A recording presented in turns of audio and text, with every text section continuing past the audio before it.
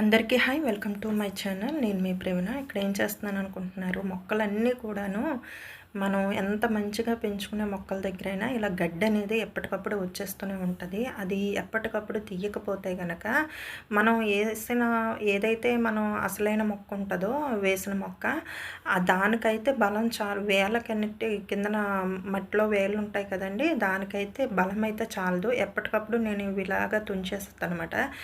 గడ్డి ఎంత ఫాస్ట్‌గా పెరుగుతదో, మనం వేసే మొక్కలైతే అంత లేట్‌గా పెరుగుతాయండి, మనం ఎంత సదుపాయం చేసినా సరే.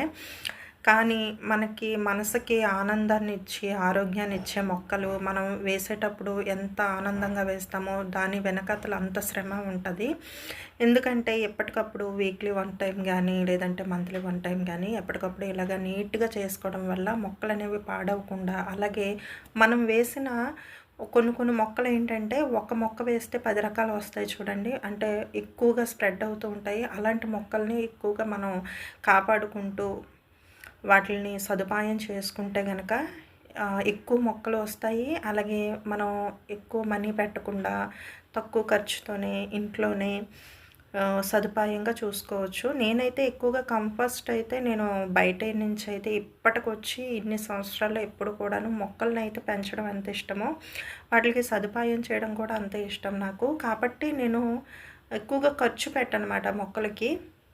అంటే కంపోస్ట్ అని, కోకో పౌడర్ అని, లేదు అనుకుంటే చెదల మందని, అంటే మొక్కలకి కొడతారు చూడండి, ఆ చెదల మందని, ఆ వాటిల కోసమైతే నేను ఏ రోజు కూడా మనీ వేస్ట్ చేయలేదు. మనీ అనేది నేను ఇచ్చేయలేదు. ఎందుకంటే ఇలా మనం మొక్కలు ఏదైనా వేసామనుకోండి, చుట్టూ కూడాను ఏదో ఒక మొక్క వచ్చేస్తుంటది. కంపోస్ట్ అంటే హెల్తీ అయిన కంపోస్ట్ ఏంటంటే ఇంట్లో నేను తయారు చేసుకునేదే. అలాగే అప్పటికప్పుడు ఉన్న కంపోస్ట్ ఏంటంటే, తయారు చేయకపోయినా వేసే గెత్తం ఏంటంటే నేను కాయగూరలు, అలాగే ఫ్రూట్స్ తాలూకా తొక్కలు ఉంటాయి కదా, అవన్నీ కూడా వేసేస్తానమాట. వాటిల తాలూకా గింజలనేవి మట్టిలో పేరుకుపోయి ఇంకా ఎక్స్ట్రా మొక్కలనేవి వస్తూ ఉంటాయన్నమాట. అంటే కాకరకాయ మొక్కలు కానివ్వచ్చు, లేదనుకుంటే పచ్చిమిర్చి, టమాటీ, ఇవన్నీ కొంతమంది సదుపాయం చేయడం తెలియక బయట నుంచి కొని తెచ్చుకుంటూ ఉంటారు. చిన్న చిన్న టిప్స్తోనే మనం ఇంట్లోనే మనీ ఎక్కువ ఖర్చు పెట్టకుండా ఒక్క మొక్కకి 10 మొక్కలు పెంచుకునేలాగా ఐడియాతో పెంచుకోవచ్చన్నమాట. ఇక్కడ చూస్తున్నారు కదా, నేను ఇక్కడ ఈ చామంతి అయితే చిట్టి చామంతుల మొక్క అండి. ఒక్కటే వేసానమాట. 3 బకెట్ల నిండా కూడా వచ్చేసాయి అవి.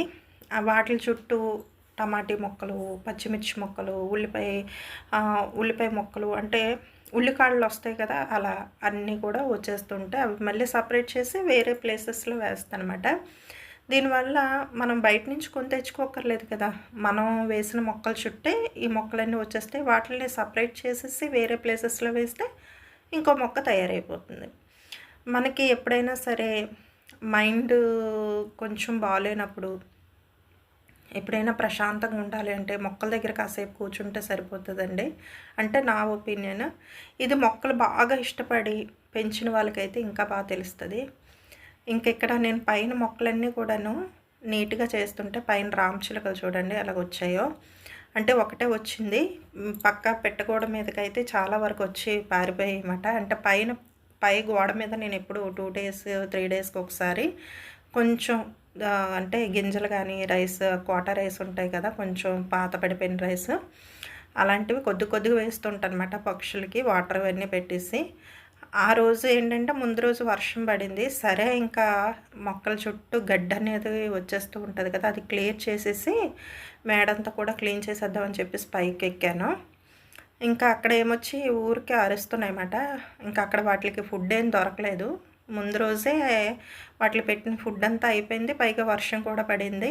ఇంకా నేనుంటే ఫుడ్ వేసినా సరే ఇంకా అవి అక్కడ ఉండవు. ఎందుకంటే ఎవరైనా చప్పుడు వినిపించినా, మనుషులు కనిపించినా ఎక్కువగా ఉండవు కదా, అందుకని చెప్పేసి పైనంతా కూడా క్లియర్ చేసేసి కొంచెం గింజలనేవి వేసేసి వాటికి కిందకి దింపి ఇంకా అన్నీ కూడా క్లీన్ చేసుకుంటున్నాను. అలాగే నేను ఒకటి వేస్తే 10 ఎక్కువగా వచ్చే మొక్కలు ఏంటంటే చెప్పాను కదా, అది ఏంటంటే మొరం ఒకటి.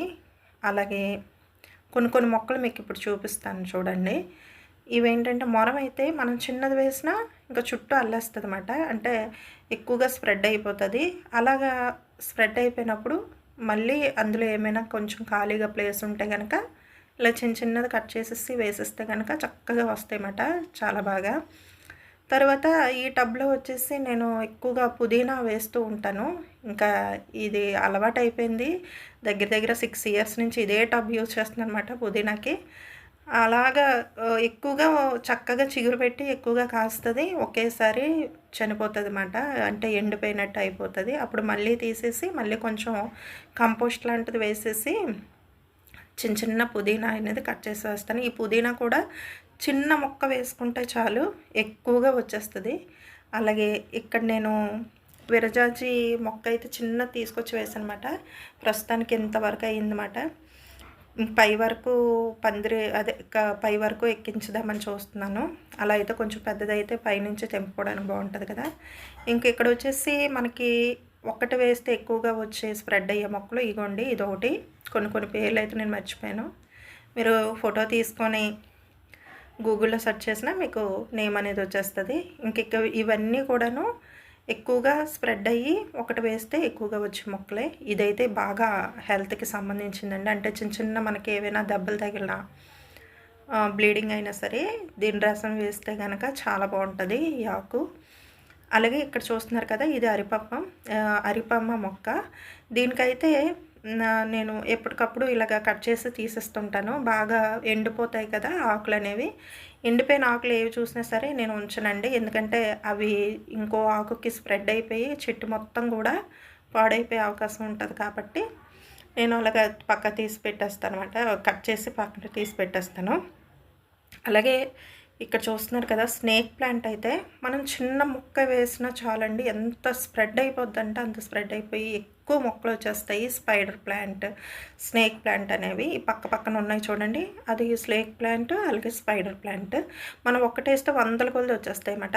జస్ట్ చిన్న ఆకు తీసి మట్టిలో గుచ్చిపెట్టుకున్నా చాలు. చిన్న ఆకు తీసి గుచ్చానండి ఈ బాటిల్లో, ఈ డబ్బాలో ఉన్నదైతే అది మొత్తం కూడా చూడండి ఎంత బాగా వచ్చేస్తుందో. అలాగే చిన్న చిన్న పక్కన ఇవి కూడా స్టార్ట్ అయ్యాయి అన్నమాట. ఇలా పక్కన స్టార్ట్ అయిన వాటికేమో ఏదైనా ఒక కుండీలోకి తీసి వేసేసుకుంటే కనుక అవి కూడా మళ్ళీ ఎక్కువ అయిపోతాయి. ఇదిగోండి ఇక్కడ అంతా కూడా క్లీన్ చేసి ఎండిపోయిన ఆకులన్నీ కూడా కట్ చేసి తీసి పడేసినవి ఇంక ఇలా పక్కన పెట్టేశాను. ఇలా మనం కనీసం మంత్లీ ఒకసారైనా సరే, నెలకు ఒకసారైనా మన మొక్కలకి ఇలాగా నీట్గా చేసుకుంటే కనుక మొక్కలు ఎక్కువ కాలం బ్రతుకుతాయి. అలాగే మనకి మంచి ఆక్సిజన్ కూడా ఇస్తాయి. రూపాయి ఖర్చు పెట్టకుండా ఇంట్లోనే చాలా చక్కగా మొక్కల్ని ఇలా సదుపాయం చేసుకోవచ్చు.